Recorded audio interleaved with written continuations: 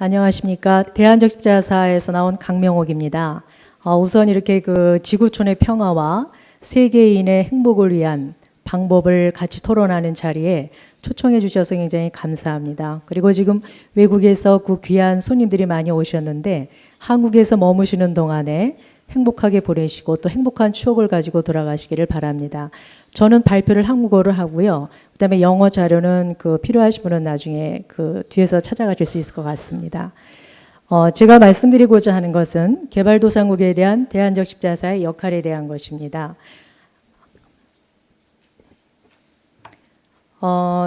국제 적십자사의 구조가 어떻게 되냐면요. 국제적십자위원회가 있고 그다음에 각 나라에 한 개씩의 각 나라 적십자사가 있습니다. 물론 우리나라에도 대한적십자사가 105년 전에 만들어졌습니다. 그리고 각국 적십자사가 모인 186개 회원사가 모인 적십자연맹이 있습니다. 그렇게 구성이 돼서 적십자 운동이 진행되고 있습니다. 그러면은 적십자사의 국제개발 협력 전략 방향은 무엇인가? 제가 말씀드린 거는 그 방향하고 그다음에 역사적으로 어떻게 대한적십자사가 활동을 해왔는가, 그리고 앞으로 어떤 방향에서 국제개발 협력에 기여를 할 수 있는가, 그것을 간단하게 말씀드리겠습니다. 제가 마지막 발표자이기 때문에 여러분들 행복하게 해드릴 의무가 굉장히 큰 것 같습니다. 적십자사의 국제개발 협력 전략 방향은 제네바 협약에 기초해서 일단은 무력 충돌 지역의 충돌 지역의 민간인 보호 활동이 우선됩니다. 그리고 10년 단위로 전략을 만드는데요. 그거에 기본적으로 해서 첫째는 긴급재난 구호 분야의 협력 방안이 있고요. 두 번째는 개발협력 분야 방향이 있습니다.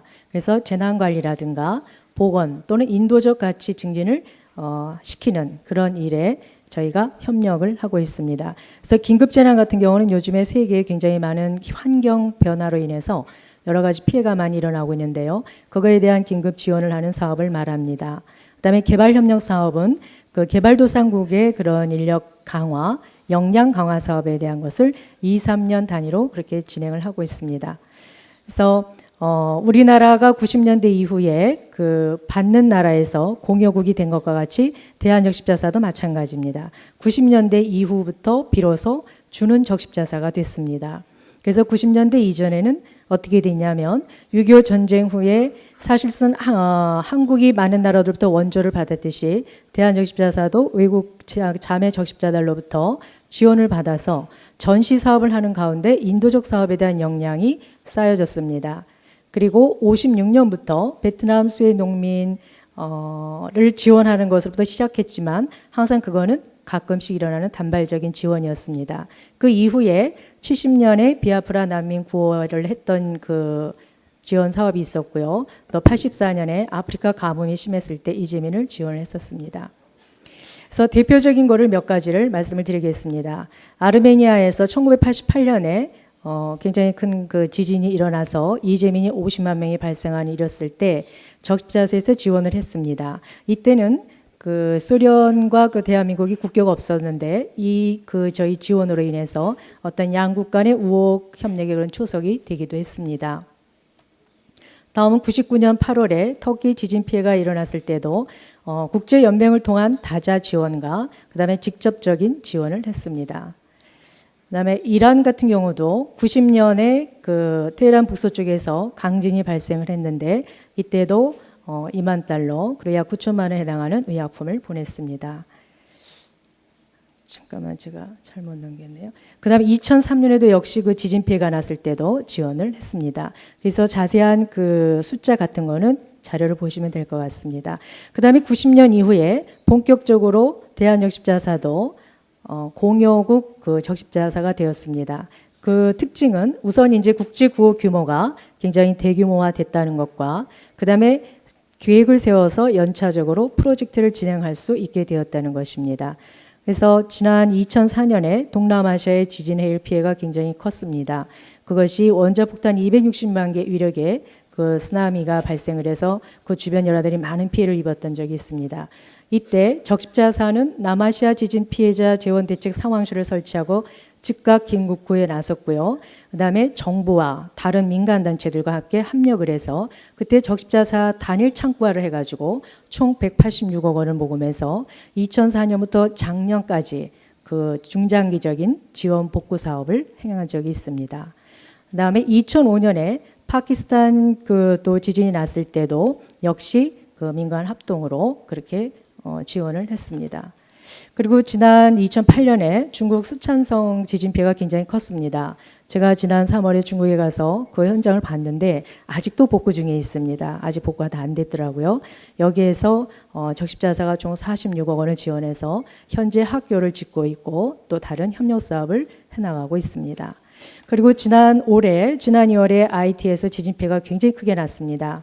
그래서 150만 명의 그 이재민이 났는데 이때 적십자사는 대한의사협회와 협력을 해서 병원 의사들 구성을 해가지고 의료 봉사단을 파견해서 지원을 했습니다.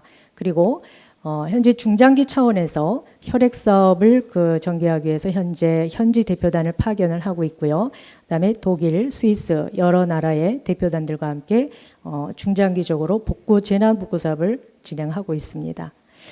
또 그 밖에도 네팔, 말라이 등의 우물 파주기 또는 화장실 개선 사업 이런 것 같은 실제적인 보건 사업을 진행했고요. 그다음에 네팔에는 봉사원 관리 사업을 지원 협력을 했습니다. 또한 이제 올해 베트남과 그 공동 협약을 맺어가지고 사실상 한국에 지금 그 다문화 가정이 굉장히 많습니다. 13만 세대가 넘는데 여러 나라에선 그 사람들로 이루어진 그 다문화 가정을 지원하기 위해서 이제 시작을 했는데 아마 앞으로 향후에 굉장히 그 적극적으로 양국의 그런 취약계층을 돕는 활동을 할 예정입니다. 그다음에 그 적십자사는 그 정부 사업을 도와서 혈액 사업을 하고 있습니다. 그래서 혈액 관련해서는 세계적으로 수준이 높기 때문에 개발도상국에 또한 이러한 그 헌혈자 모집 캠페인이라든가 또한 그런 기술 전달이라든가 이런 사업을 하고 있습니다. 또 올 여름에는 베트남 해외 봉사단을 구성을 해서 대학생들이 가서 굉장히 다양한 활동을 했습니다. 그리고 돌아오는 12월에는 라오스에도 해외 봉사단을 파견할 예정입니다. 이게 현재까지의 그런 그 지원 사업이고요. 2000년대 이후에 그 국제개발 협력 사업에 대한 전반적인 것을 간단히 말씀을 드리고 넘어가겠습니다. 대강 그 다자 협력보다는 양국 간에 직접 지원을 하는 양자 협력 사업에 중점을 두고 있습니다. 그래서 비율을 보시면 금액도 다자보다는 양자가 많은 것을 알 수 있습니다. 그다음에 지원 대상별은 긴급 구조가 많은가 아니면은 역량을 강화하는 발전 지원 금액이 많은가 그거는 세계적으로 큰 재난이 일어나지 않는 한 대부분은 발전 지원 금액에 많은 그 지원을 하고 있습니다.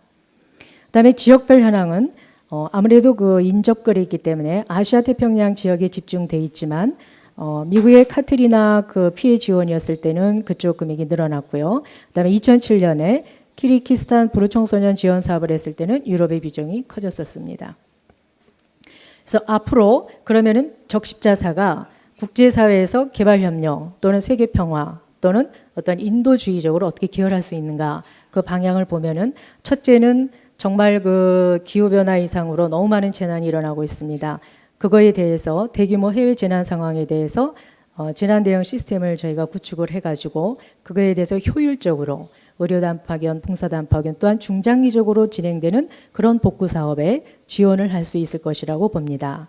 두 번째는 지금 전 세계적으로 굉장히 그 이주가 활발하게 이루어지고 있습니다. 한국에도 외국인이 120만 명이 넘습니다. 다른 나라에서 오신 분들이. 그래서 그런 다문화 가정이라든가 이런 그 계층들을 돕는 그러한 여러 가지 프로젝트들이 인도적 현안 문제를 해결할 수 있는 방법이라고 생각하고 이것은 그 다양한 나라들의 그 적십자사 또는 현지 국가들과 협력으로 충분히 가능하다고 봅니다. 그다음에 세 번째는 지금 전 세계적으로 적십자 봉사원이 1억 명이 넘습니다. 한국은 7만 명의 자원봉사자가 상시로 대기를 하고 한국의 태안 그 오염 사태라든가 또는 그 남북 그 이산가족 상봉이 다음 주쯤 있는데 그럴 때 자원봉사로 많이 기여를 합니다.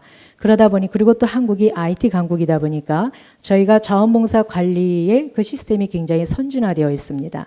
혈액 사업의 기술도 굉장히 높고요. 그래서 이러한 것들, 그다음 청소년 적십자 단원이 또 18만 명에 이르고, 그래서 이러한 방법들에 대해서 다른 이웃 나라들과의 그런 그걸 전수를 하면서 한국의 경험을 전수하면 그 다른 나라들의 청소년 교육 개발이라든가 청소년 교육이라든가 그런 면에 자원봉사 또한 확대 이런 거에 충분히 기여할 수 있다고 봅니다.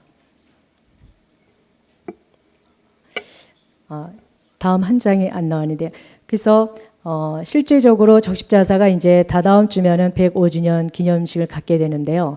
한국의 발전 경로와 마찬가지로 이제 적십자사도 정부와 그다음에 민간 단체, 그다음에 적십자사, 그다음에 각국의 적십자 회원사들과 협력해서 정말로 그 목적이 처음부터 인도주의 목적으로 만들어졌듯이 향후에도 어떤 그 세계 평화와 그다음에 각 사람을 행복하게 만드는 그러한 여러 가지 지원 사업을 해나갈 수 있고 또 저렇게 해나갈 계획을 하고 있습니다. 감사합니다.